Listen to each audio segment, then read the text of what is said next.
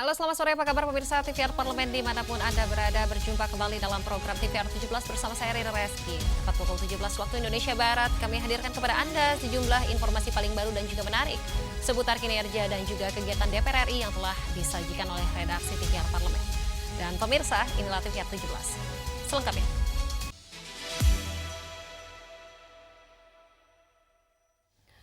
Baik, kita awali berita sore hari ini datang dari Komisi 4 DPR RI yang mendesak pemerintah untuk melakukan mitigasi dini dampak El Nino melalui pemetaan lahan rawan kekeringan, penyediaan air, serta penguatan distribusi benih dan juga pengendalian hama bagi petani. Ancaman kemarau panjang akibat fenomena El Nino yang diprediksi terjadi di beberapa wilayah Indonesia dinilai akan berdampak terhadap potensi gagal panen produk pertanian. Anggota Komisi 4 DPR RI Daniel Johan mendesak pemerintah segera melakukan pemetaan terhadap lahan pertanian yang berpotensi mengalami kekeringan, memastikan ketersediaan air, dan menyebar penangkal hama. Menurutnya, langkah mitigasi sejak dini harus diterapkan oleh pemerintah. Pembangunan sumur bor untuk mengoptimalkan lahan irigasi perlu menjadi prioritas utama. Abis ini kan ada Godzilla El Nino, ya.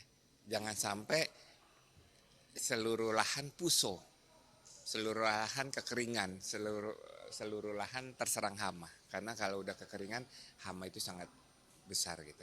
Jadi dampaknya sangat besar, sehingga pemerintah segera harus melihat lahan-lahan yang potensial tetapi kering itu harus segera dibuat sumur dalam, memastikan air tetap ada. Kedua, harus mengantisipasi entah herbisida atau apapun, mengantisipasi hama. Kalau nggak puso semua. Pemerintah melalui Kementerian Pertanian menyatakan ketersediaan pangan nasional cukup untuk memenuhi kebutuhan masyarakat. Namun stok yang cukup harus dibarengi dengan harga yang terjangkau. Untuk itu, pemerintah harus mencari penyebab utama terjadinya fluktuasi harga pangan di pasaran. Daniel berharap ada koordinasi yang kuat antara pemerintah pusat, daerah, juga para pemangku kepentingan agar dampak El Nino serta konflik global dapat ditekan seminimal mungkin dan produksi pertanian tetap terjaga. Hilman Hidayat, TVR Parlemen melaporkan.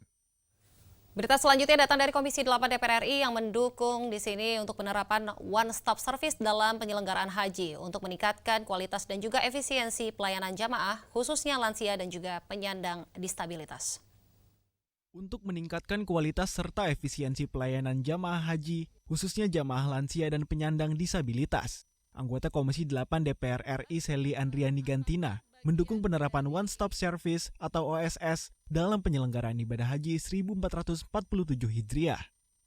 Seli menilai, penerapan sistem OSS yang diterapkan pemerintah pada penyelenggaraan ibadah haji tahun ini sangat mempermudah proses pemberangkatan jamaah.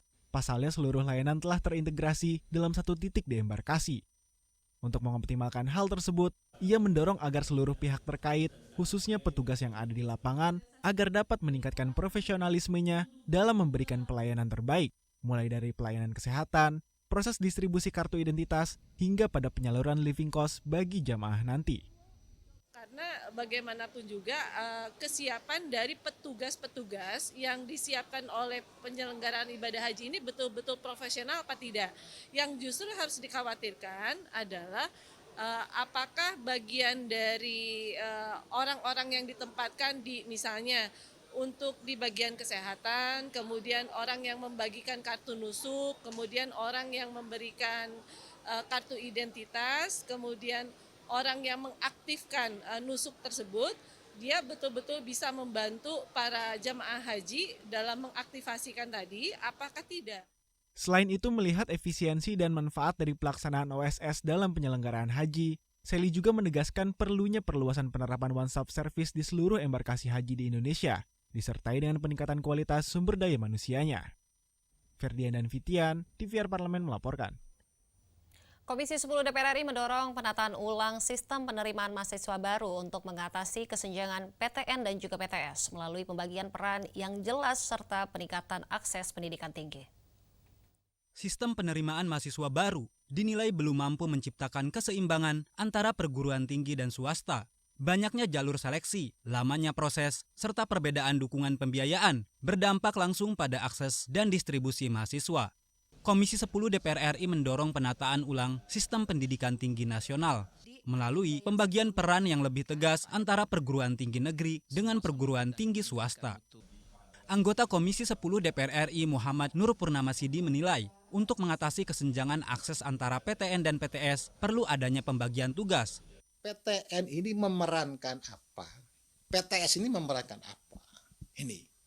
Nah, bagi saya usul misalnya, PTN ini memerankan, menyiapkan anak-anak kita ini nanti keluar memiliki kompetensi standar perguruan tinggi internasional. Nah, sehingga capaiannya bukan jumlah, tapi kualitas dari lulusannya. Nah, PTS ini kita perankan sebagai lembaga pendidikan tinggi yang bisa meningkatkan angka partisipasi kuliah. Nah, sekarang itu kita masih 33%. Nah, PTS ini kita udah Anda ini panggil seluruh anak-anak kita untuk bisa kuliah. Nah, sehingga menaikkan bahwa jumlah anak-anak kita yang kuliah itu meningkat dari 33% mungkin naik ke 40%, ke 50%. Nah, ini menurut saya paling bijak. Dengan pendekatan tersebut, diharapkan tercipta ekosistem pendidikan tinggi yang lebih inklusif dan berkualitas. Hilman Hidayat, TVR Parlemen melaporkan. Pemirsa, DPR RI menegaskan bahwa penyelenggaraan ibadah haji 2026 harus menjadi cerminan kehadiran negara dalam menjamin keamanan dan juga kenyamanan setiap jemaah. Setiap tahapan mulai dari keberangkatan hingga kepulangan perlu dirancang dengan penuh kehati-hatian, mengedepankan keselamatan serta pelayanan yang humanis dan juga profesional. Informasi selengkapnya tentunya kami hadirkan sesaat lagi. Jangan kemana-mana, tetaplah bersama kami di TVR 17.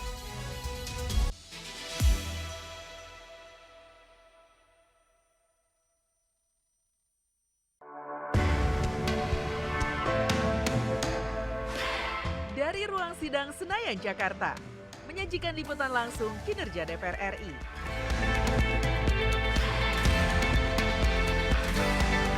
Dialog mendalam, investigasi,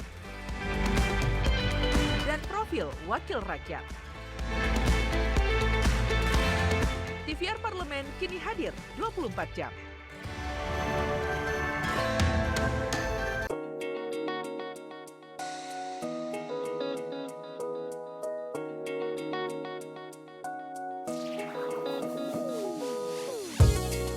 Kehadiran mereka tidak hanya mewakili suara perempuan, tetapi juga membawa perspektif yang beragam serta pengalaman hidup yang unik ke dalam proses pembuatan kebijakan.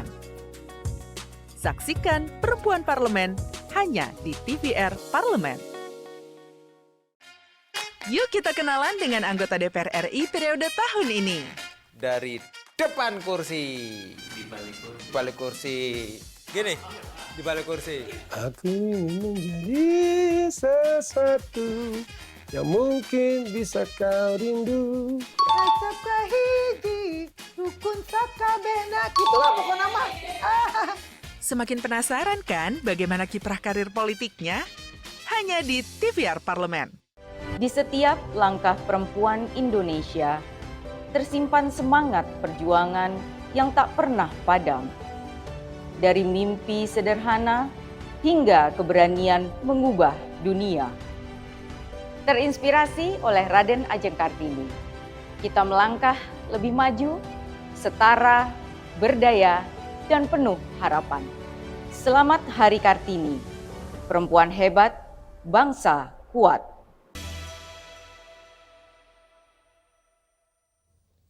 Kembali di TVR 17. Pemirsa, sinergi antar lembaga dan juga kesiapan infrastruktur menjadi kunci agar seluruh proses ibadah berjalan tertib, lancar, dan juga bermartabat. Dengan komitmen yang kuat, negara diharapkan mampu menghadirkan pengalaman ibadah yang khusyuk dan juga aman bagi seluruh jemaah Indonesia. Simak liputan mendalam yang telah dikemas tim redaksi TVR Parlemen dalam segmen Editorial Parlemen.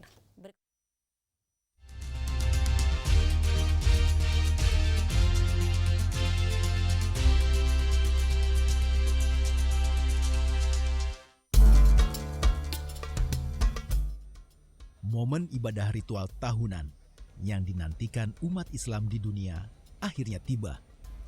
Tanggal 22 April 2026, kloter pertama calon jemaah haji Indonesia diberangkatkan ke Tanah Suci. Berbeda dari tahun sebelumnya, kali ini urusan haji tidak dipegang oleh Kementerian Agama, melainkan Kementerian Haji dan Umroh. Mengurus 221.000 calon jemaah haji bukan perkara mudah.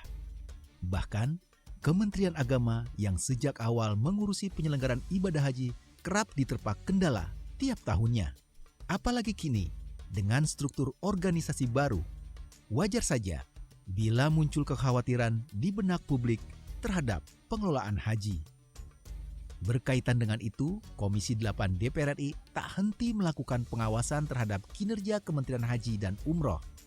Di antaranya, terkait penanganan jemaah haji kategori berisiko tinggi, serta kesiapan layanan pendukung penyelenggaraan ibadah haji. Sebanyak 170.000 atau 80% jemaah haji Indonesia tahun 2026 termasuk ke dalam kategori berisiko tinggi. Kategori itu mendeskripsikan jemaah haji dengan kondisi lansia serta komorbid atau memiliki riwayat sakit. Pemerintah perlu menyiapkan protokol khusus bagi jemaah yang beresiko dengan menambah dan meningkatkan kualitas layanan. Mulai dari aspek akomodasi, transportasi, dan konsumsi. Hampir sekitar 80% mereka mempunyai riwayat risiko tinggi.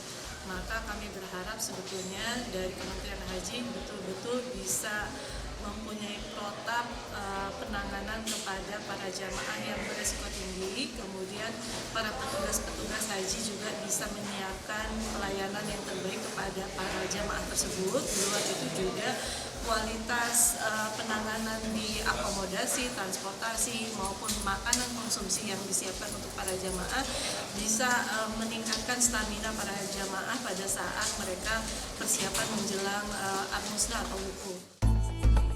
Selain itu, kenaikan biaya aftur akibat terhambatnya jalur distribusi Selat Hormuz ikut mempengaruhi biaya operasional penerbangan haji. Menteri Haji dan Umroh Muhammad Irfan Yusuf menyampaikan penyelenggaraan haji tahun 2026 membutuhkan tambahan anggaran sebesar 1,7 triliun rupiah. Namun, Komisi 8 DPR RI menegaskan tambahan anggaran tidak boleh diambil dari dana BPIH agar tidak membebani jemaah haji. Tambahan dana harus bersumber dari APBN. Kita pun memahami kalau mereka meminta tambahan untuk aftur. Sesuatu yang memang tidak boleh ada penambahan setelah diputuskannya biaya ibadah haji. Tetapi karena ini masuk post Myers dan kita menyetujui permintaan tambahan sekitar 1,7 triliun oleh Kementerian Haji dan Umroh, yang menjadi perdebatan kita posnya dari mana. Tidak boleh dari BPIH karena itu sudah diputuskan. Itu harus dari APBN, misalnya dari biaya tak terduga. Berdasarkan keputusan Menteri Haji dan Umroh nomor 7 tahun 2025, rangkaian panjang pelaksanaan ibadah haji ini mencakup proses pemberangkatan, masa tinggal di Arab Saudi, hingga pemulangan ke Indonesia. Meski total rangkaian mencapai sebulan lebih, proses inti ritual ibadah haji hanya berlangsung selama 6 hari, yaitu dari tanggal 8 Zulhijjah sampai 13 Zulhijjah. Dalam rentang waktu krusial itu, jemaah haji melakukan ritual utama mulai dari wukuf di Arafah, mabit di Musdalifah, lempar jumroh di Mina, hingga tawaf dan sa'i di Masjidil Haram. Banyaknya jemaah serta panjangnya rangkaian pelaksanaan ibadah haji menuntut kejelian penanganan dari petugas haji. Kesiapan penginapan, konsumsi dan transportasi dapat dikatakan menjadi pondasi utama dalam kelancaran penyelenggaraan ibadah haji.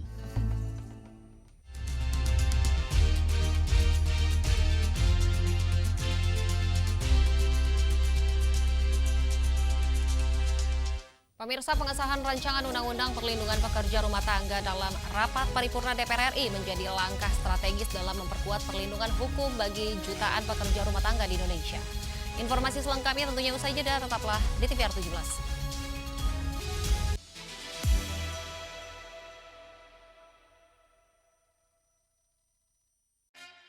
Yuk kita kenalan dengan anggota DPR RI periode tahun ini.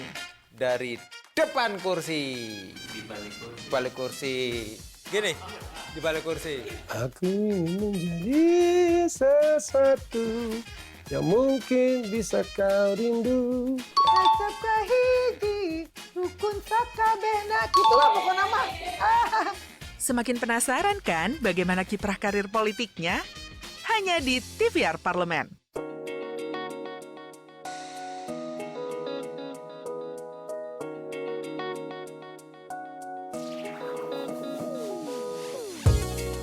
Kehadiran mereka tidak hanya mewakili suara perempuan, tetapi juga membawa perspektif yang beragam serta pengalaman hidup yang unik ke dalam proses pembuatan kebijakan. Saksikan Perempuan Parlemen hanya di TVR Parlemen.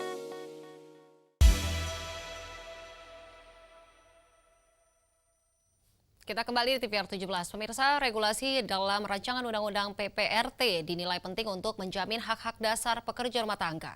Mulai dari kepastian upah, jam kerja yang manusiawi, hingga perlindungan dari kekerasan dan juga eksploitasi.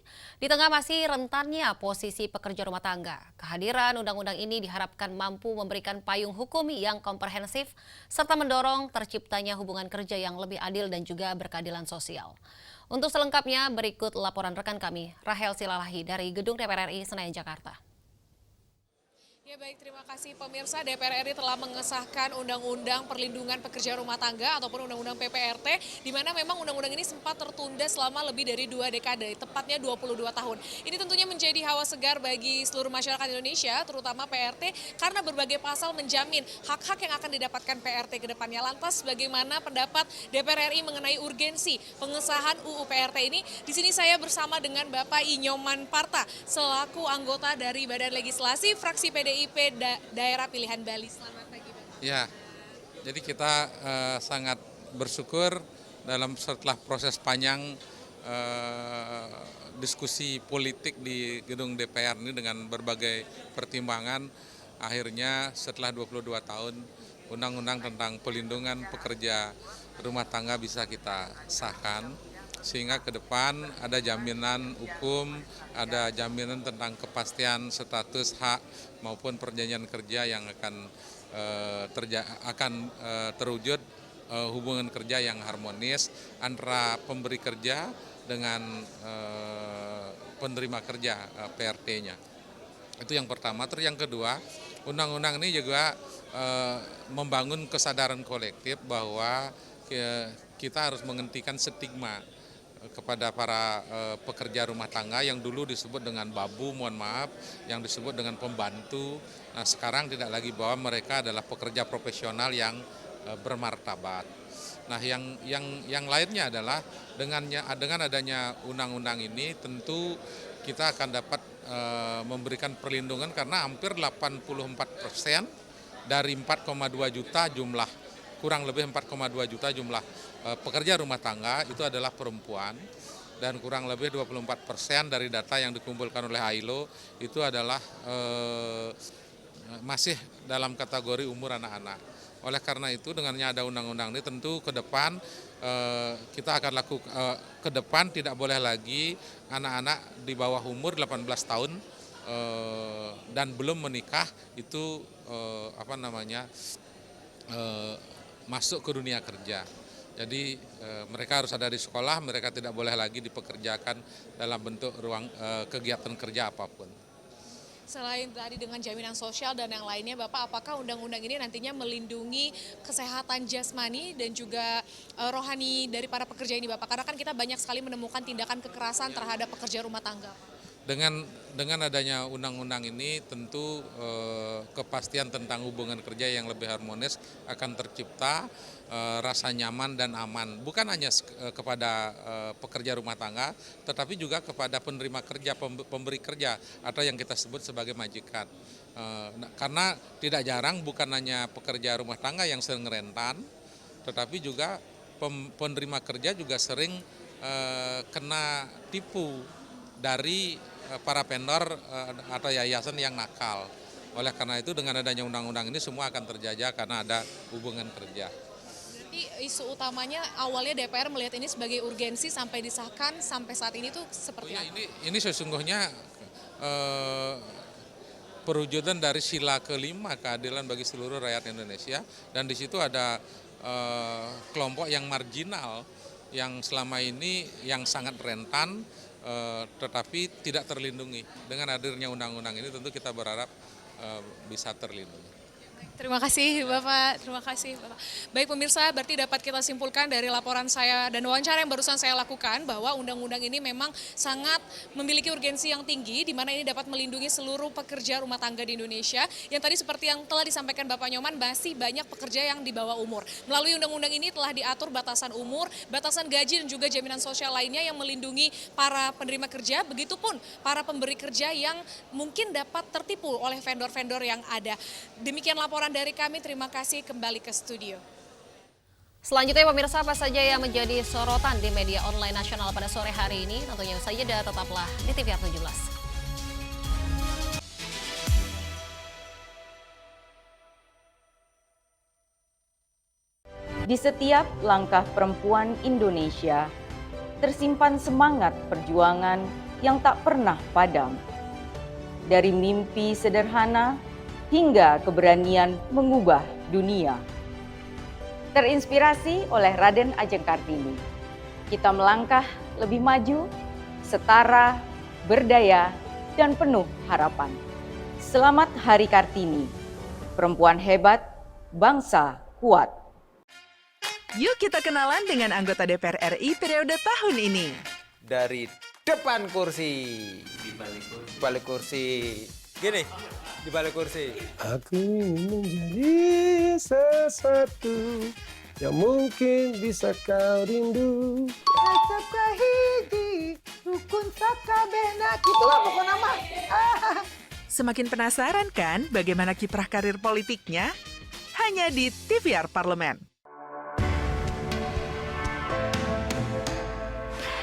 Dari ruang sidang Senayan, Jakarta, menyajikan liputan langsung kinerja DPR RI.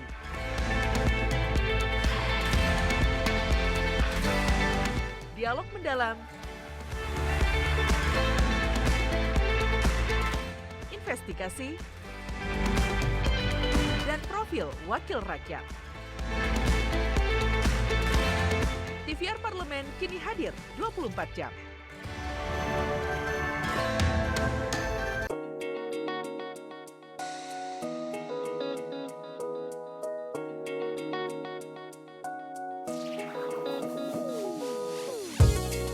Kehadiran mereka tidak hanya mewakili suara perempuan, tetapi juga membawa perspektif yang beragam serta pengalaman hidup yang unik ke dalam proses pembuatan kebijakan.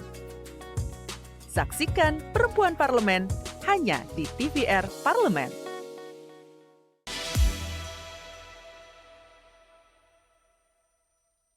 Pemirsa, kali ini kita masuk ke segmen media online nasional. Mari kita simak isu apa saja yang menjadi sorotan media serta tanggapan dari sejumlah anggota Dewan bersama rekan kami, Elisa Purba.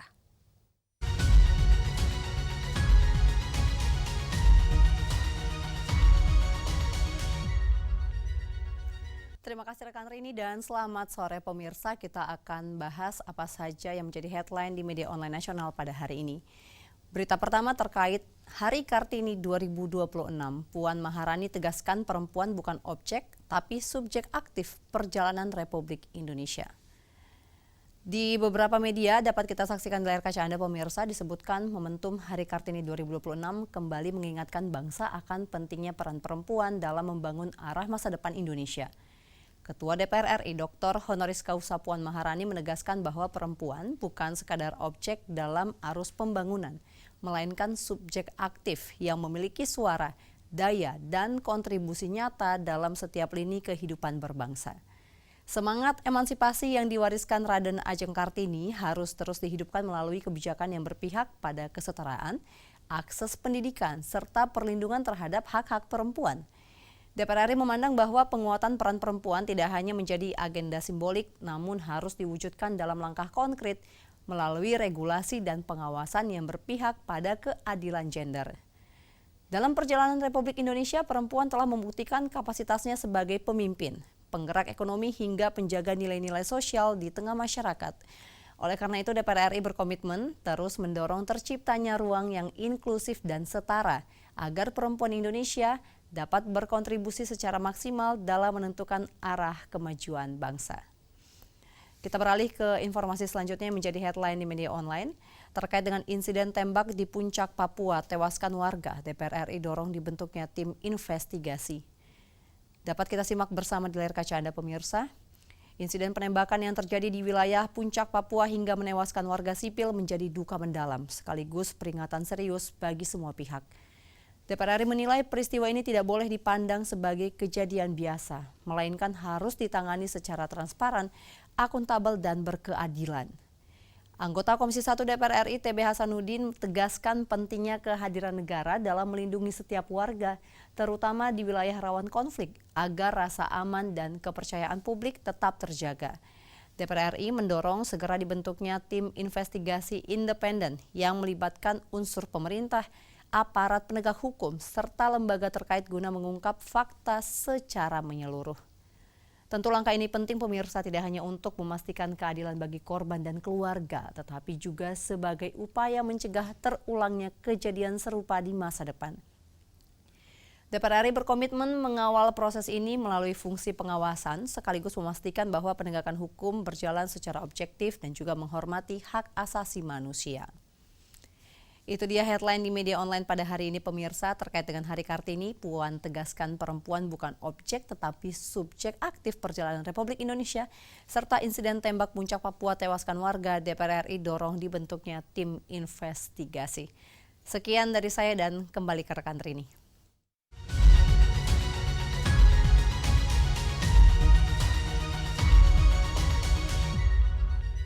Baik, terima kasih rekan Elisa yang telah menyampaikan sejumlah update sorotan dari media online nasional pada sore hari ini. Dan tentunya segmen media online tadi sekaligus menutup program TVR 17. Saya Rina Reski beserta seluruh kru TVR Parlemen yang bertugas mengucapkan terima kasih dan juga pamit undur diri dari hadapan Anda. TVR Parlemen, referensi Indonesia. Sampai jumpa.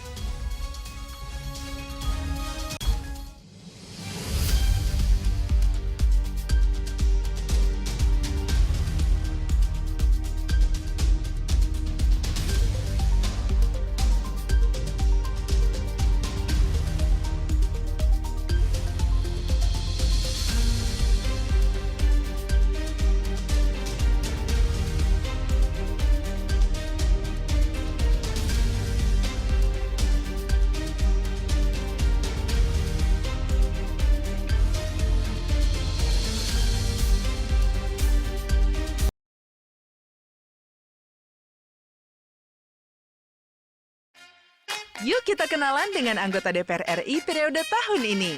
Dari